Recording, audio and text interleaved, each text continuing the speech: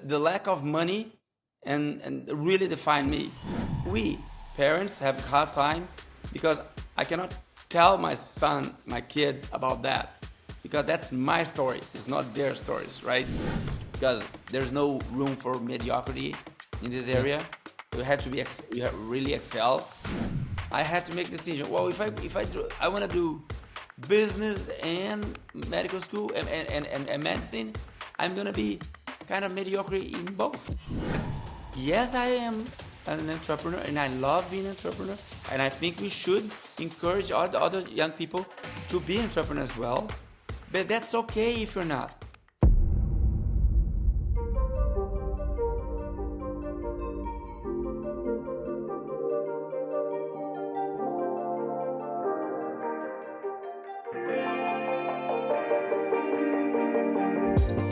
All right, welcome back to the Quest for Success podcast, and thanks so much for tuning in once again.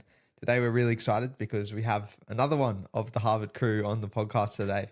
Yeah, I have one of my good friends, Flavio Lanes, on our podcast today. Thank you, Flavio, joining us. It's a pleasure to be here with you guys. Yeah, so I know Flavio for last just over 2 years. He's one of the nicest guy around, especially in our group. He talk to everyone, hang out with everyone. Just socializing, especially with everyone. And but I know he's a very, very smart guy, and radiologist by trade and entrepreneur by heart. So we want to know a lot more about you, Flavio, and thank you for joining us. So thank you for the invitation. So Flavio, we need to start this conversation, we really need to define something which is at the core of what we're going to be talking about, which is success. So I want to understand, to you, what does success actually mean? Oh, it can mean a lot of things. Actually, I was recently, by the way, last weekend talking with a very close friend of mine.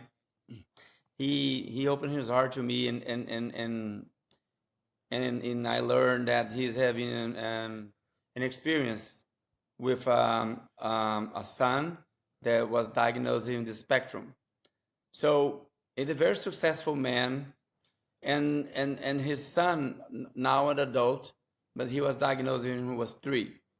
And he was a little, how can I say, constrained in a way. So my son keeps telling me, oh, I want to be successful. I want to be successful. I want to make money. I want to do this and that. But, given all the limitation that nature has given him, I was talking to my friend and say, look, your son is already a very, very successful person. He accomplished so much. He's a computer science student in a prestigious university here in Brazil. So he's a kind of person that I would say is already a successful person, because given the nature, given the circumstances, that we are all enslaved by circumstance, is what you do with that circumstance that defines success for me. So I would say that success can mean a lot of things and in a lot of ways for every individual. Mm-hmm. But to you personally, Flavio, what does it mean? For me, success is to accomplish things that I think are the most important for my core. I come from a very humble origins. I was born in Brazil, raised in Brazil, had all my career in Brazil, and I recently immigrated to the US. I am the first person in my family that went to college. I tried, like any Brazilian kid, I want to be a successful soccer player, but really quick, I learned that I'm a lousy soccer player. So there's no career for me here. So I had to pivot for something else. Fortunately, I was good in school, and I dedicated my energy to this opportunity to increase the quality of my life and also my family. So I studied, but here again, I was lucky, because in Brazil you have public school for free. So I went to, some people, depending on the country you were born, that's not an option. So you kind of, that option is not open for you, period, right? So I took this opportunity and I went to medical school. I finished my medical school. I went to a radiology residency, and then I'm, entrepreneur. I always try to look things. So I went to business, always creating things. So we created a company. We sold that company in 2015 for a very successful career in an outpatient imaging center here in Brazil. I also bootstrapped a tele-radiology company. We pioneered tele-radiology in Brazil in 2009. So I still have that company. Now I invest in several healthcare companies in Brazil. And in the last 3 years, I moved to the US, and I'm doing the same in Brazil, in the United States. So I'm investing in some health tech and healthcare companies in the US, and I'm bringing a new US company to the US, kind of replicating the business model that we have done in Brazil. And this is one side of success. We're talking about professional success. Yep. But let me tell you another thing about success. My father and my mother got divorced when I was 1 month old. So very humble, broken family. Imagine this: a single mom in the early 1970s. That was tough. It is tough now. It was tougher then. So Yep. my mother made the fantastic decision to move from the rural country area of Brazil to a major, a larger city. Not big. No, nobody knows. But it's not a internationally famous city, but it's a state capital, so we have more opportunities. And then I have the opportunity to study. That's why another definition of success. And coming from a broken family, Dylan, I would say that having my family, I was lucky enough to meet my wife. I was 22, she was 19. So we've been together for 34 years now. Yeah, 34, 35. And we have two beautiful adult children. And that's another definition of success, isn't it? Absolutely. Yeah. Family. Yeah, so I like that. It's kind of split into the two different parts, the professional, but then also like the personal and family part. And I kind of want to dive into the family side a little bit more and go back to your early days. I know you mentioned it a little bit there, but I'd like to go in a bit more detail. Like, can you tell us a bit about your early childhood and how you think it's shaped who you've become today? Yeah. Well,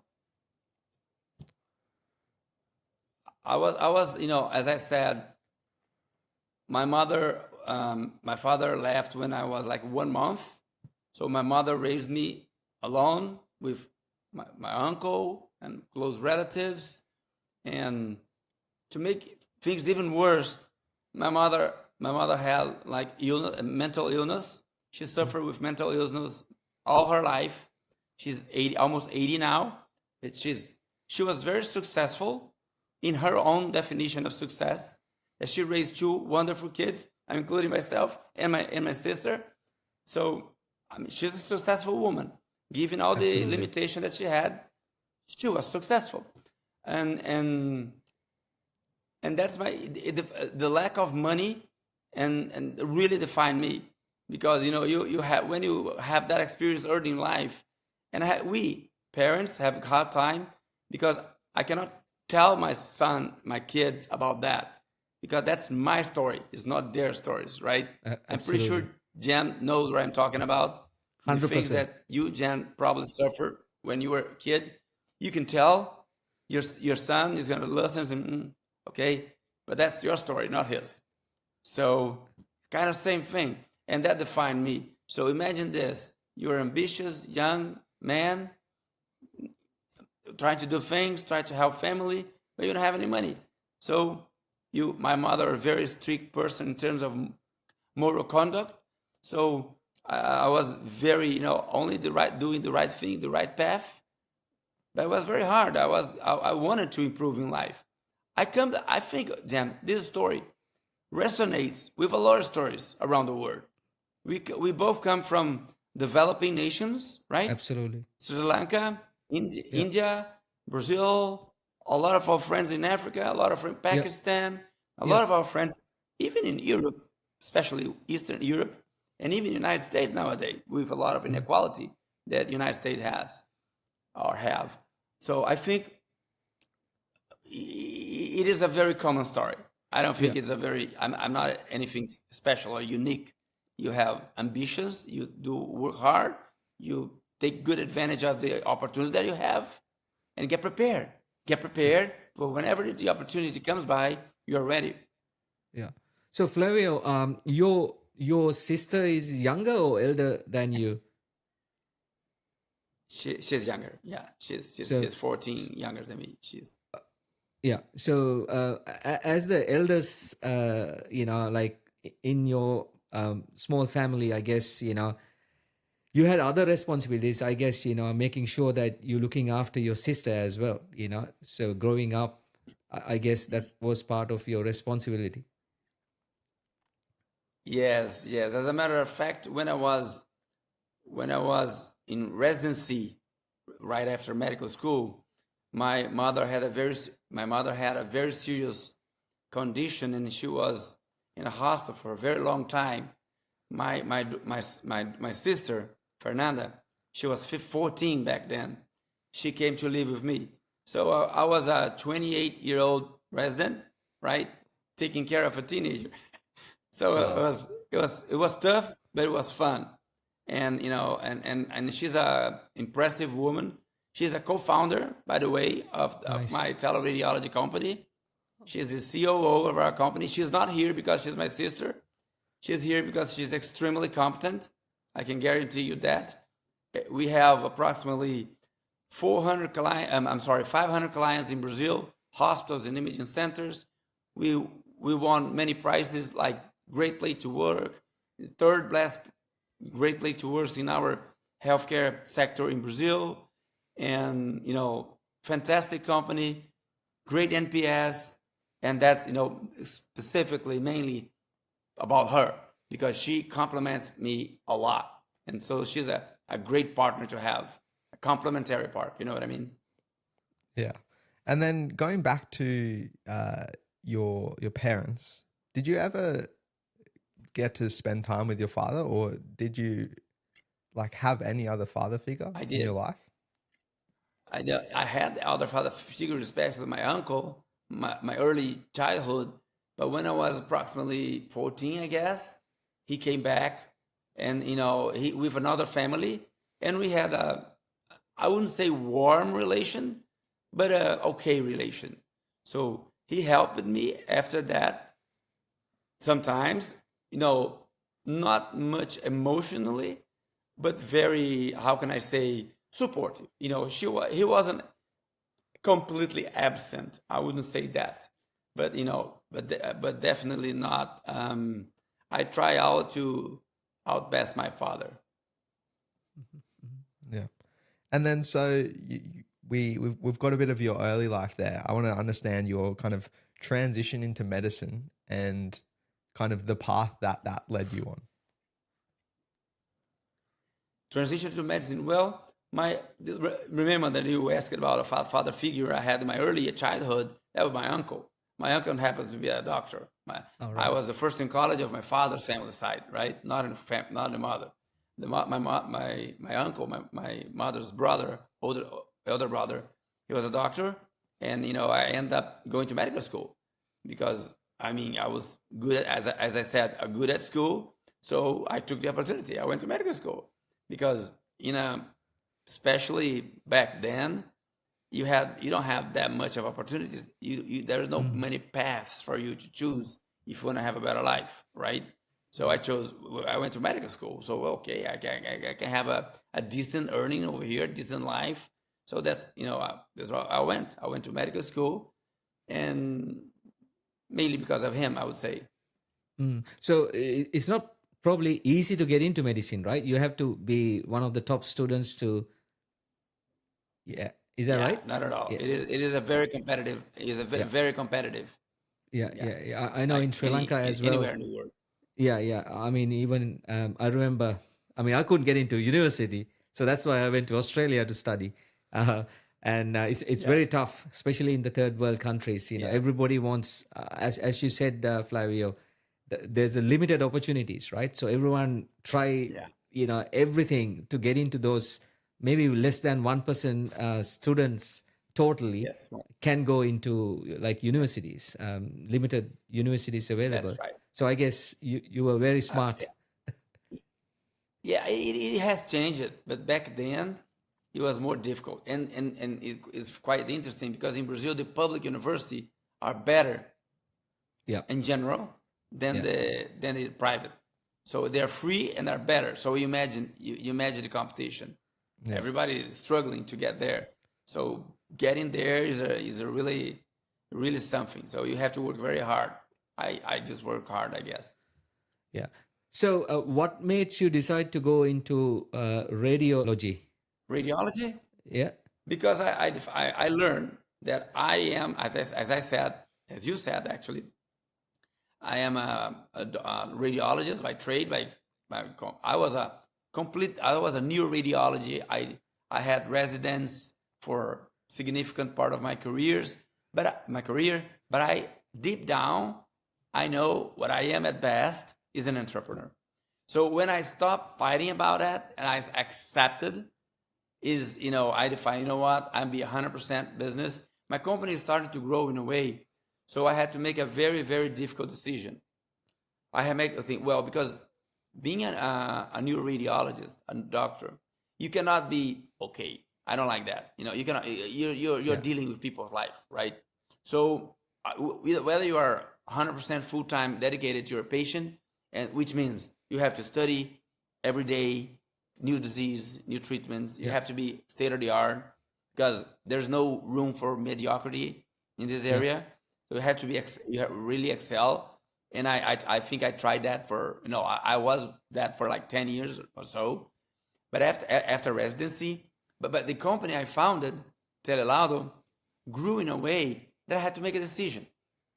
I had to make a decision. Well, I want to do business and medical school and medicine, I'm gonna be kind of mediocre in both. yeah, yeah, So I made a very tough decision.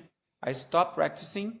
I focused 100%. You only met the business guy, but yeah, yeah, believe me, I was a doctor for quite a long time in my career. I founded my company. I think I stopped. I was like 10 years ago. So I was like 45 when I stopped practicing medicine. Then I went to MBA. Excuse me.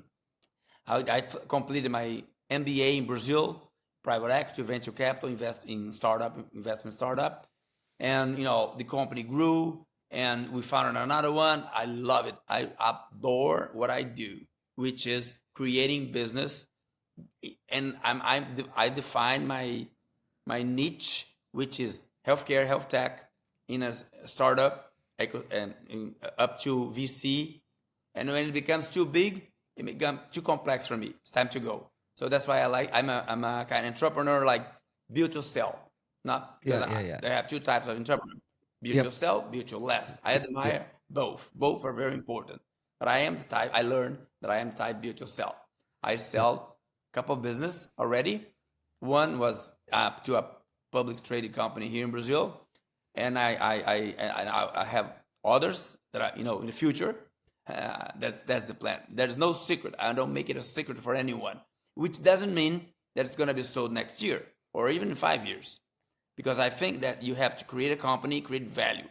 If you have value, make your company a valuable asset. If it's valuable, if there's not a good opportunity to exit, doesn't matter. You yep, you take the profit. You have yep, your earnings. Because you're managing the company well. So you reap the benefits, and eventually someone will come up and say, "Well, okay, you got a right number. Let's do it." yeah, yeah.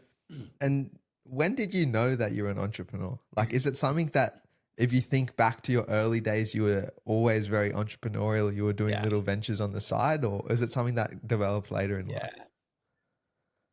I used to sell ice cream on the beach when I was a kid.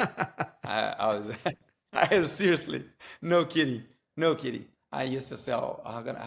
I forgot the word in English for that. Like the kids Cone, go ice to the cream beach and cones. buy, not cones. I Yeah, forgot like what they ice call it. blocks I and forgot. Ice, yeah, yeah, yeah, yeah. I think, yeah, for a buck or something. I made some money because I want to buy my things and, didn't have any money. So, I want to get my money. So I work, believe me, when I was a teenager, I used to work in a clothing shop. I used to sell jeans. Yeah. And, Yeah. and, and it was very fun. And now I was studying part-time and in high school, and I had to work part-time all my high school. And I was a salesperson. I was a sales Yeah. Levi's Yeah. jeans. Do you think you got that naturally, or you had interest in making money, or you saw? I mean, obviously you enjoy that doing it, right? I enjoyed. Yeah. Yeah. I don't know. Very honestly, I don't know. I don't know which came first, the chicken or the egg. I liked it, therefore I did it, or I did it, therefore I liked it. I don't know. I honestly don't. I just, as far back as I remember, I am like that. Yeah. But as I said, I accepted it later on because I was, given my circumstance, the cost of opportunity would be too high to just jump and abandon early on my career in the medical field because I had a high opportunity cost. So I have a nice radiologist salary to give that up to kind of spooked me a little bit. So until I had the confidence, I was about 45 when I have that confidence, and then that's okay.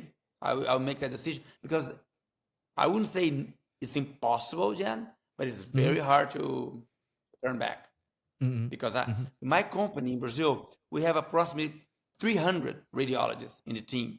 We have a medical director. We have several medical coordinators in different subspecialty, neuro, musculoskeleton, internal medicine, and so on. So it's a very complex and robust medical operation. I wouldn't hire myself as a doctor now because I think the people I hire to work in our company, they are so good. I'm not at that level. I have the humility to admit that.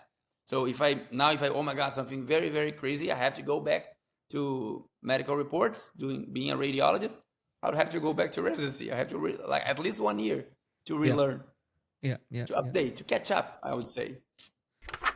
Sorry to interrupt. I just wanted to jump on quickly and say a massive thank you for all of the support so far. But I also wanted to ask a favor of you guys. We want this podcast to reach as many people as possible so that we can share all of the incredible learnings that we've had so far. But in order for us to do that, we need to grow our following to beat the algorithms. But the good news is, however, there is one simple thing that you can do to help us reach that goal. So I ask you if you could please follow or subscribe to us on whatever channel you're listening to this on. It'll help us grow the channel, which means we can get on bigger and better guests for you guys. And with that, back to the episode. Do you think, Flavio, we talk to many entrepreneurs in this podcast, right? Many of our cohort.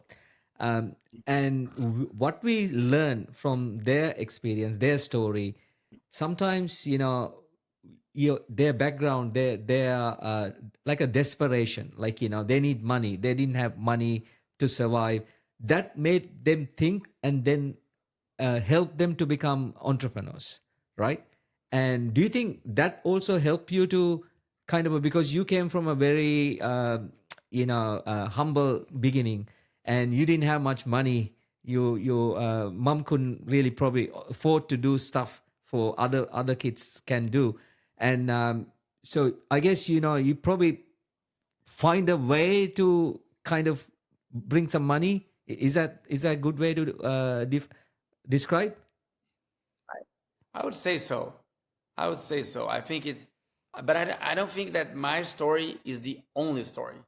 I mean, I understand. could be Yeah. a different path because Yeah.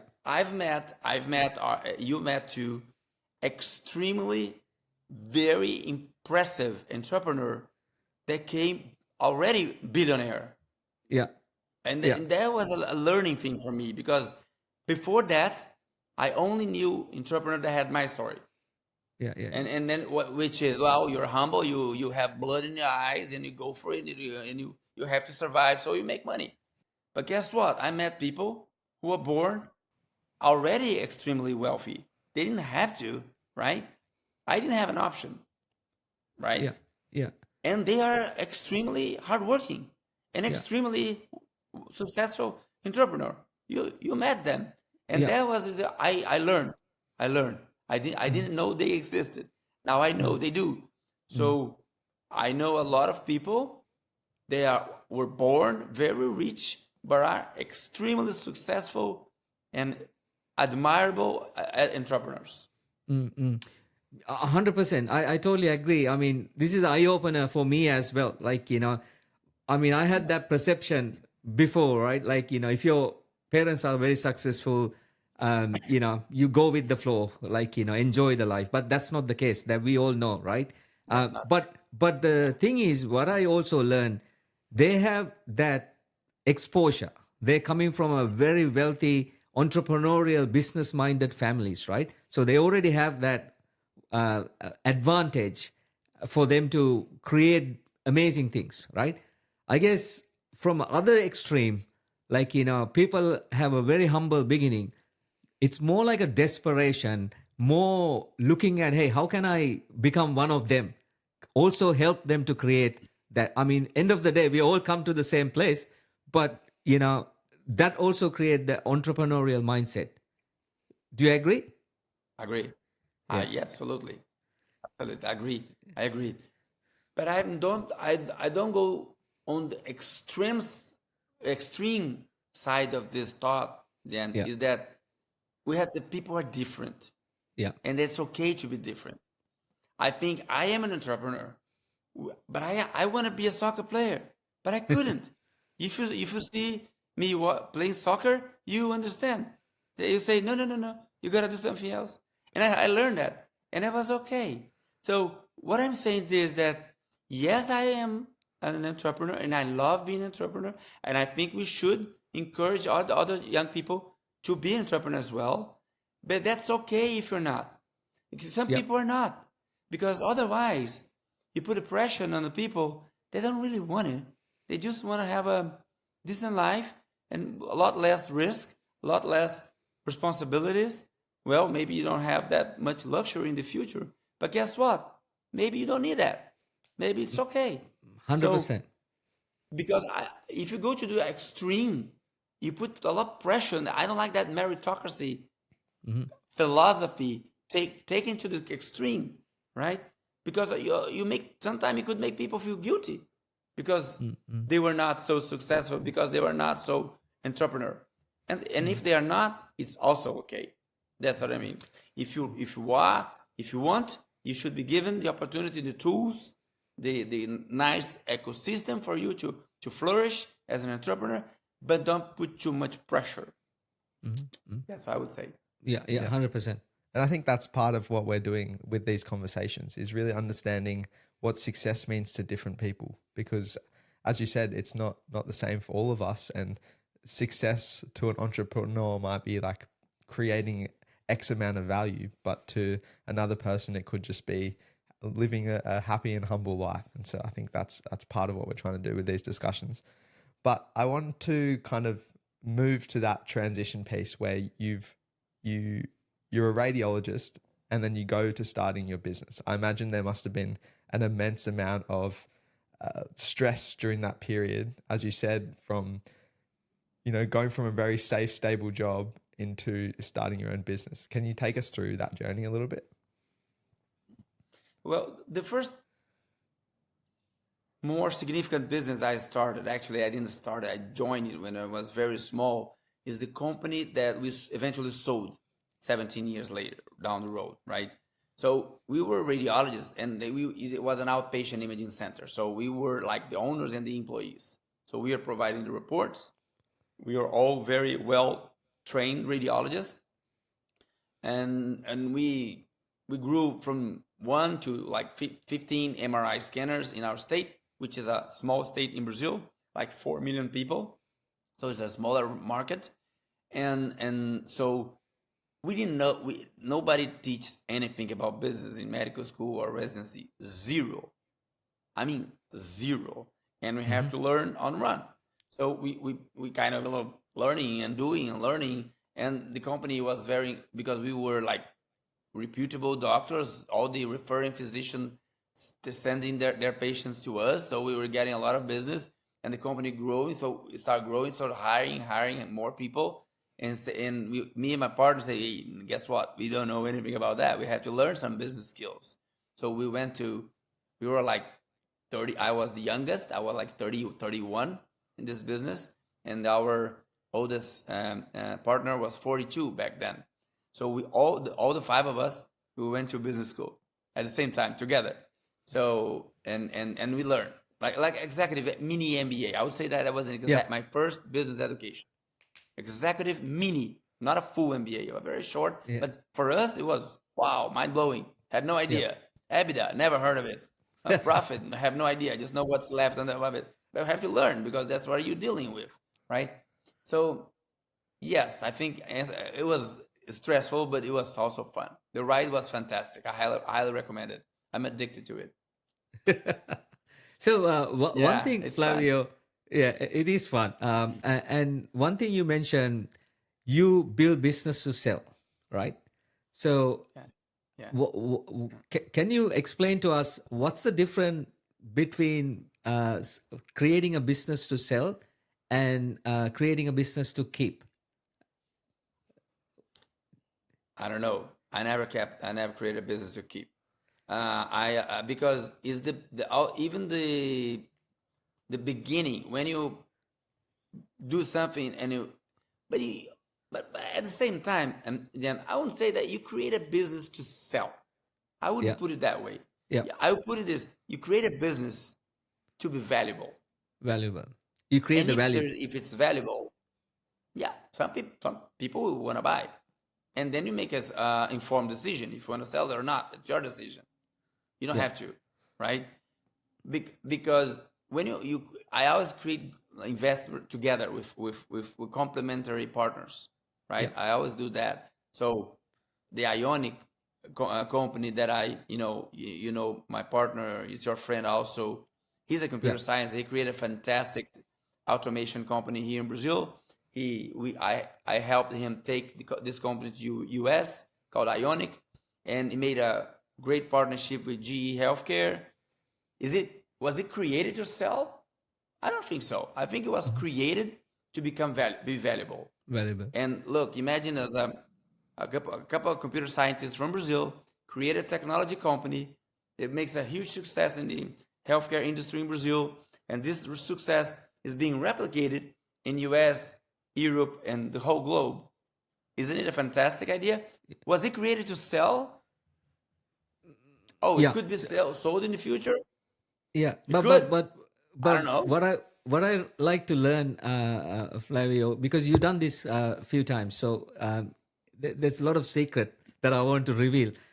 When you when you really look creating something, I guess you're probably looking at that value that you're talking about. Where that value, like what's the white space that you can kind of position your product or brand, right? So you will probably ask that question, exactly where that value, how that value gonna come, like kind of an end in mind before you start the business. Is that right way to look at? Yes, it is. I think you have to create we have to identify a real pain. Yeah, It cannot be a nice thing to have. It's gonna be a really problem. Well, 15 years ago, when we pioneered tele-radiology, it was like, well, radiologists they want to live in Rio, they want to live in São Paulo, but they don't want to live in the Amazon. They don't, yeah, they want to get close to the beach, nice places, right? Fine, but people there, they have the money to make the investment to get an MRI, and they have their patients. They need treatment, but there's no radiologists. So here you have a pain. You have a real problem. You have yeah, to address a real problem. And then the second question is there money on the table to pay for that problem? mhm, Because otherwise it's not a business. Otherwise it's a foundation. Fine with that, no problem. But you have to decide what game you're playing, right? yeah, If it's NGO, fine, but that's an NGO. because there's no Yeah. money there to be made, right? So that's the second thing. And then you create a team. You create a team of, I always try to create team up with people better than me in many areas. And it's not that difficult. I'm not extremely particularly good at anything. I think my superpower is to create a team. Bring people Put different together. people. Yeah. I think this is I do best. I believe, and then you create a team and get this, and then and value creation is right there. Yeah. Clients will come if you deliver, if you execute a good plan, a good strategy. If you execute it well too, clients will come, no problem. Yeah, yeah, yeah.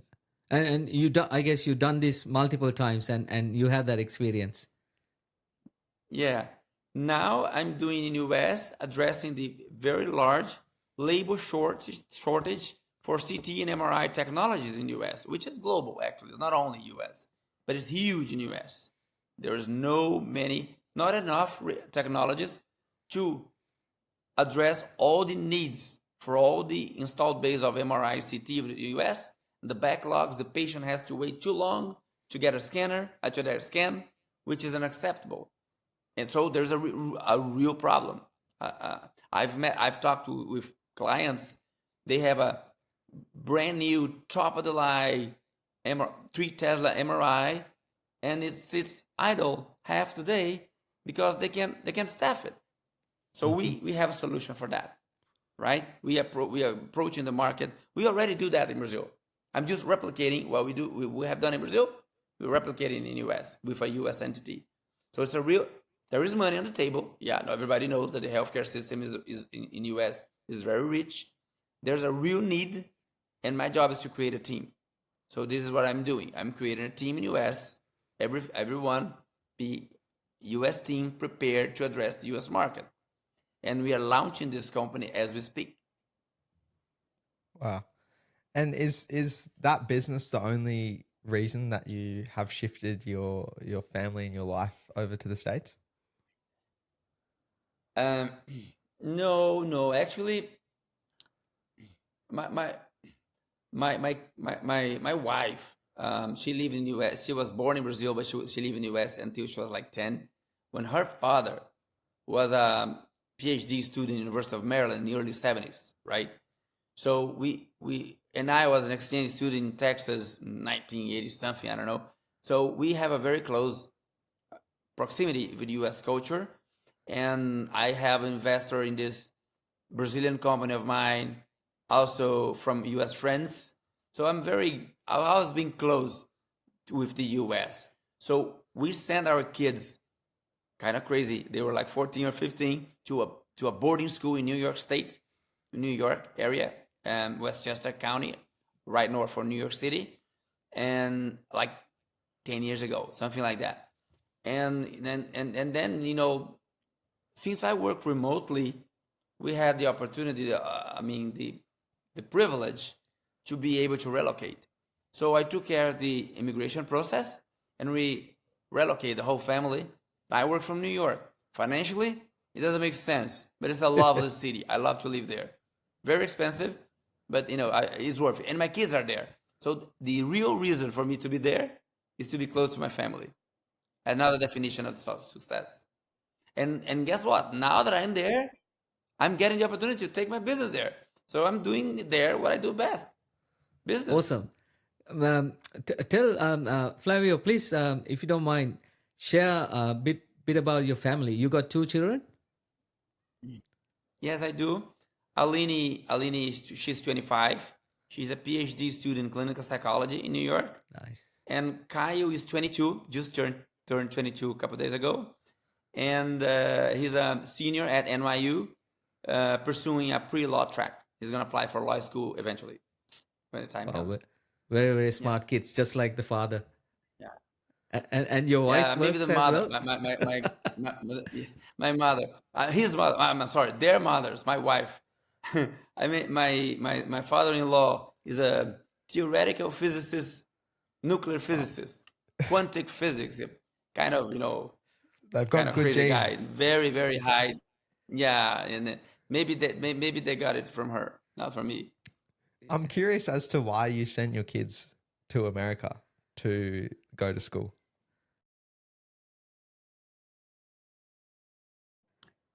I don't know. I don't know. Maybe I always thought myself as like it used to be more in fashion a couple of years ago to say that. Now it's not that fashion anymore. But I always consider myself like a global citizen. Like I was born in a very small city. My mother took the decision to take. It's like a 10,000 people city, very very small. Yeah. She made I think the best decision, the most important. I would say best is the wrong word. The most important decision in my life, because if she didn't take this decision, I was there, and I'll be there for until I was like 20. So probably my life would be very different, right? So she took the decision and brought me to Vitoria, which is like now a couple million people. So I have a lot more opportunities. And my wife always traveled a lot because of her father's career as a academic. He traveled in several universities in Brazil before retired. He's like 82 now, so he's retired. And I always like think big. So I went to Sao Paulo for my residency training, and I just wanted to go global, right? I like the idea, the concept of go global, and I think, as I said, I think Brazil has a lot of potential, a lot of people here. We have to a lot of problems also that we have to address, and I coming to US for us a different language is different culture, not so different like East West, but different enough. And I like that, maybe the challenge to do something differently in a different place. My kids, they love it. They are very well established. They like it so much, and we did it for them. For them, I maybe I don't know. I'm not a psychologist, but maybe I'm doing the same thing that my mother did to me, right? Yep. Yep. Maybe taking them to New York, they will have better opportunities Better. that I Yeah. had. Probably, I don't know. How did you meet your wife, your partner? That's a tough one. If you don't I mind was sharing. 22. Yeah. No, it's okay. It's okay. I was 22. She was 19. We went to I was 22, guys. All right, I was 22. So I was dating this girl, and it was her birthday party at her house. I was there, and she was entertaining her guests, and I Okay. was there. I was dating her like 2 weeks only, right? So Yeah. no big deal. I was 22, and my wife was there because her sister was a medical student. So All her right. sister took her. She's not in healthcare. So we sat and we talked. We talked all night, and that's it. The other day, the next day, I had another girlfriend. How can I Ju- say? Just like Funny, right? creating another business, right? For you. You. Yeah, I Yeah, don't, just kidding. I was not, I don't want to say that I was a womanizer or something No, like no, that, no. because I was 22. I was meeting people, right? It's the right age Absolutely. to do that. Uh, I'm very happy because, I mean, she was 19. I was 22. I'm 55. So we've been together since then. 32 years, right? That's amazing. Yeah, yeah. That's an awesome Amazing. story. But you mentioned she actually came from US, right? Yeah, she was born in Brazil, but she raised until like she was 10 for like 7 years or something in All right. Maryland. Yeah. All right. Her So father was a PhD student at University of Maryland. okay, but Brazilian background. Yeah. Brazilian, yes, everybody's Yeah. Brazilian. Yeah. I guess that's another reason for you guys to go back to US. Probably Yeah, your wife probably it feel is. much homely there as well. Yeah, yeah. Yeah. We're fine. We love the US. I think Yeah. I like the United States very much. I like two aspects of the United States. Three, I would say. The number of opportunity, the opportunities are immense in US. In Brazil, there are big opportunity, but in US is a whole different game. Um, the people, which is so heterogeneous. We see people from all over the world and different culture. Now it's not the way I think it should be in terms of people against each other, but I think the wealth of the United States is its people. I truly believe that. And the third that I adore about the United States is the national park. I adore. It's in all the New national. York, I've been yeah. to several of them. Oh, I've been and I love it. I think it's so gorgeous to see all those natures, the natures, and I have a lot of fun, And I think they are appreciated, but I think more American people should take advantage and go to their big national park because they're so lovely. Yeah, when you come to Australia, we'll definitely have to take you to some of our national parks. I reckon they give the US a run for I their would money. love to. I'd love to. Thank you so much. So I've got one kind of question in regards to your kids. Are there any lessons that you're trying to pass on to them? Like any important lessons which you've learned in your life which you'd like to pass on? Yes, I think it's already too late. They already took everything they could from me because they're already adults, right? But I think they're the passion to study hard, and they're very hardworking, both of them, extremely hardworking. I admire that a lot because I think it's important. Work ethics is very important in a person. You can choose whatever you want as long as you're good at it. If you play soccer, you better give your best. It doesn't mean that you have to be a gold medalist because maybe it's not for you. You don't have what it takes, but do your best. And they both do their best, so they're committed to hard working. I think they are already, and be fair to people. Don't judge people based on their wealth or because I've met a lot of very wealthy people that are terrible, and I've met very humble people who are extremely impressive human beings, right? So I've seen it all. But now I think it's a time, Dylan. You're gonna think it's interesting, but I'm learning a lot from my kids. So I'm learning a lot from them, which is it is very interesting, and I like to say that because my wife and I kind of we did a good job. So we have fun enjoying. They make right decisions. Would I make the same decision? Maybe not, but I'm not them. They are not me. It's fine. I'm fine with that. But their decisions are solid and very rational, very well thought, very well thought. So I like that. You're 100% right. I'm learning a lot from my kids too, Yeah. Flavio. Like, I mean, you realize the new generation, they are very smart, and they do things totally differently, more than smart. And there's so much to learn from those guys. So, I mean, having that learning mindset, open to it, doesn't matter they're your kids, there are opportunities to learn from them. Apart from learning, do you look up to anyone? Like, I know your uncle kind of motivate you to become a doctor, and anyone nowadays you're looking up to, any particular person or anything? Not really. I don't like this idea of creating martyrs because it can be confusing. I know. I think we're all mortals. We all and we all have very good things, and we all have very bad things. You have to Yeah. choose.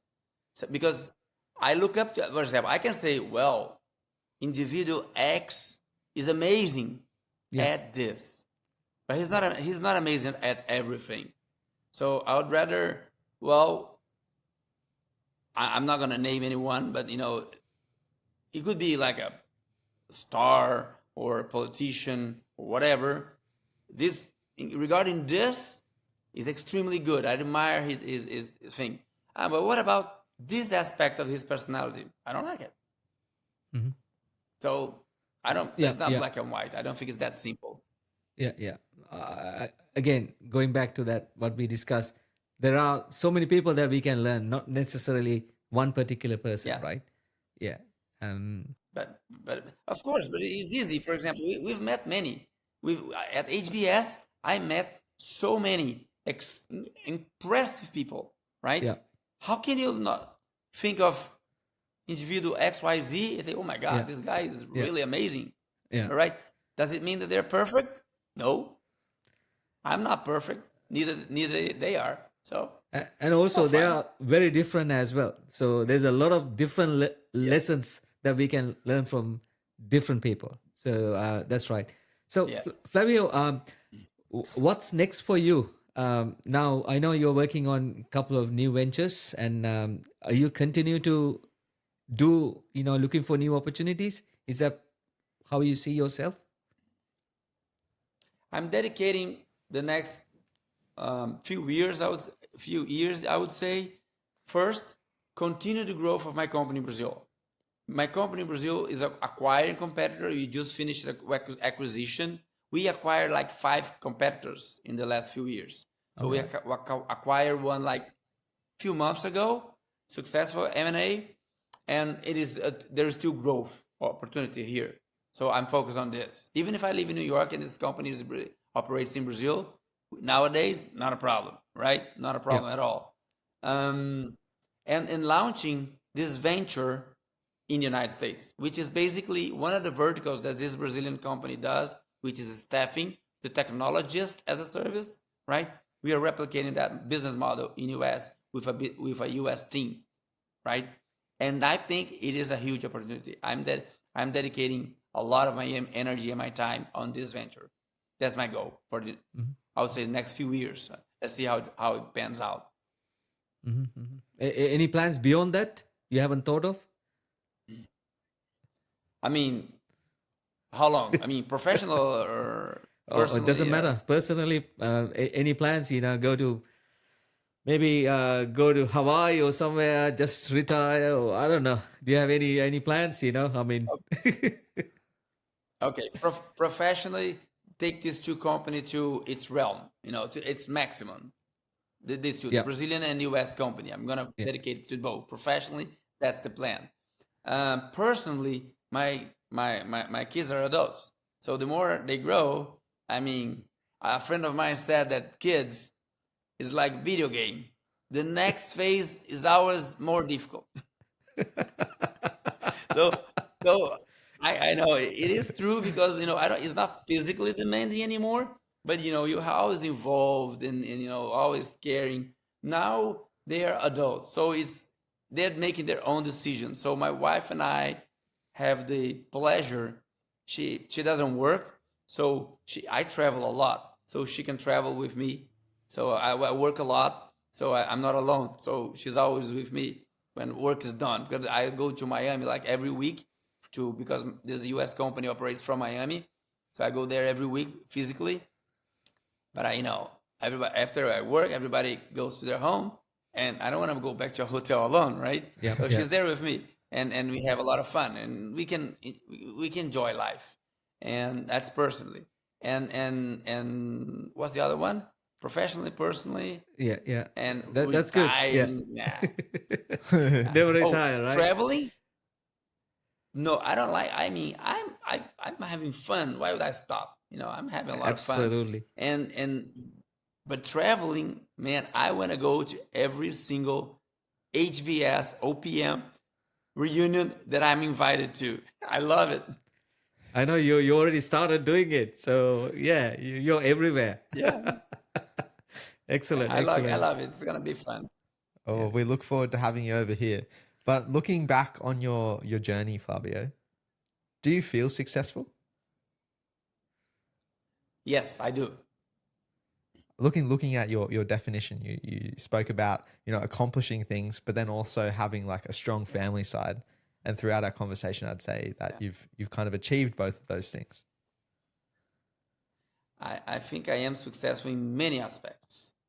I think I am successful in my family life, in my personal relationship with people in general, and also business because as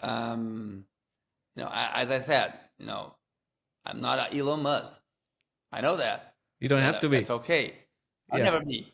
I never but that's okay. Am I gonna be put down because I'm not a Absolutely not. multi-billionaire? No way. No, it's not the definition, I think. No.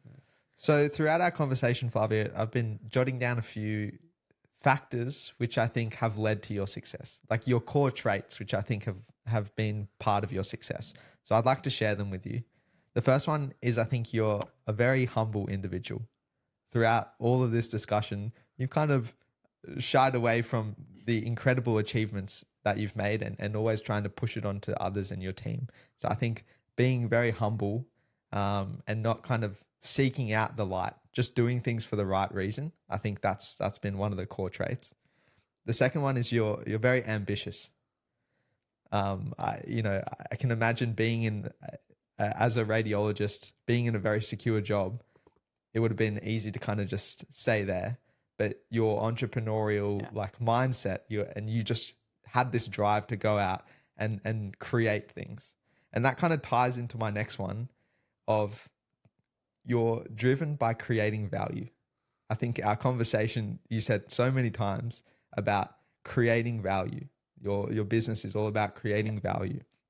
And I think that's something that is so fundamental for building a really like a good business. At the end of the day, a great business is something that creates value to your customers and to also, your shareholders and yourself. And so I think that element is one of the core ingredients. And then the last one is, I'm not really sure how to frame it, but you don't judge people. You are willing to learn from anyone. And I really like your philosophy on everyone has their own journey essentially, and people shouldn't be comparing themselves to other people. Everyone has their own story, and through that story, they've developed their own experiences and their own learnings that we can share with everyone. And so I think that has been something which has enabled you to learn from other people, whether they've started from a rich background or a more humble beginning. I think that's been a core part of your success. Yeah. And just to add to that, Dylan's list, Flavio, knowing you for the past 25 months, I know you're a very authentic guy. You're very easy to connect. And I remember very first day that I met you, I think you introduced me at Harvard men's room, like, in the bathroom. Hey, this is, you introduced me. And since then, you're very consistent. You're the person that bringing everyone together, very friendly guy, hang out with everyone and hardly say no to anything, whether we invite you, hey, let's go for lunch, and you're always there for others. So that authenticity that you have, I think that's where we can see during this conversation that your ability to bring people together, that's definitely one of the ingredients for your success that we see. Yeah. Thank you. Yeah. Appreciate that. So, Flavio, thank you so much for your time. It's wonderful to really understand your story, and thanks for sharing that with us. And I feel like I know you heaps more. We had the opportunity to talk about something that we didn't get to talk while we were at Harvard. So thanks for sharing your story and spending time with us. And very much looking forward to catching up with you very soon, somewhere out there. One of these. Thank you so much. Yeah. Sure. Yeah. Thank you so much for both of you. Congratulations for this initiative. I think it's you're creating a library of stories that should be Absolutely. kept, because every story I would like to hear it, because there's a lot of very, very nice stories that we can learn from. The idea of this, we wanted people to listen to, everyone's got an amazing story, and the lessons that we learn from talking to people, myself and Dylan, we want to share that with everybody else. There's so much takeaways from having a discussion with someone done many things in their life, in a different ways. So yeah, that's the whole idea that we started this conversation, and we're loving it. and it's a great way to connect with my son as well. I believe. Yeah. Congratulations, both of you. Thank you so much, Flavio. And with that, we'll wrap up the conversation there. If you've really enjoyed today's episode, it would be incredible if you could subscribe or follow us on whichever platform you're listening to this on. And if you want to see more inspiring conversations, you can head over and see all of our episodes over on our website at thequestforsuccesspodcast.com. And with that, we'll see you guys in the next episode. Thanks for listening. Thank you.